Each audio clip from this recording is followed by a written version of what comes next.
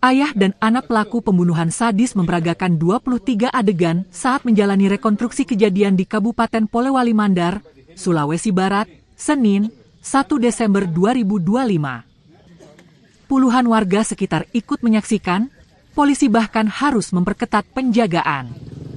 Proses rekonstruksi berlangsung di Jalan Jumhana, Kelurahan Sidodadi, Kecamatan Wonomulyo, Polman. Dua pelaku peragakan adegan di tempat kejadian perkara tepat di depan rumahnya sendiri. Adegan dimulai oleh pelaku utama Ahmad, memperagakan saat membuang sampah di pekarangan rumah belakang milik korban. Kemudian korban singgah di rumah pelaku untuk menegur, sempat terlibat cekcok adu mulut. Korban bernama Septian Sani, perannya diperagakan penyidik, sempat menantang pelaku dengan ajakan duel. Pelaku bersama anaknya inisial AR sempat berhadap-hadapan dengan korban. Lalu adegan saat pelaku masuk ke dalam rumah mengambil senjata tajam jenis parang, Angnya mengambil celurit. Saat itu korban telah pergi meninggalkan pekarangan rumah, pelaku sempat mencarinya. Saat pelaku kembali ke rumah, dia bertemu dengan korban yang mengendarai sepeda motor. Septian Sani sempat meladeni perkelahian itu meski dengan tangan kosong, ia lalu kena tebasan parang. Korban terjatuh, lalu kembali ditebas, anak pelaku ikut menyerang korban gunakan celurit. Adegan ke-20 sampai adegan 23 memperagakan pembacokan terhadap korban secara berulang kali. Dia menyampaikan fakta baru dari rekonstruksi ini, yakni korban dan pelaku sudah berulang kali terlibat cekcok. Tadi sudah dilaksanakan rekonstruksi adegan awal itu sebanyak 23 adegan.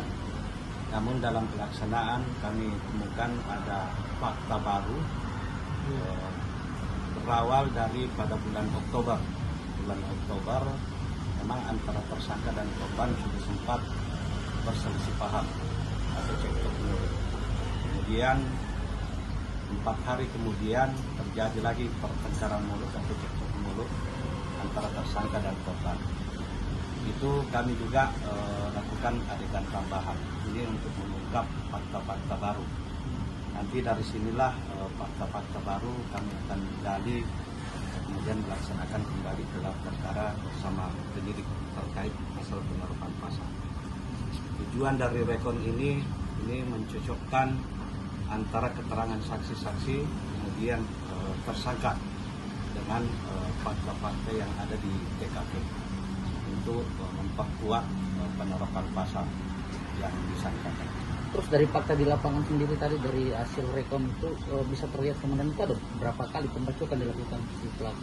Itu berulang kali dilakukan oleh tersangka AN, kemudian dibantu oleh tersangka AR, anak dari tersangka itu sendiri. Si anaknya sendiri tuh ikut membaca juga kemudian? Ikut membantu, ikut bersama-sama melakukan.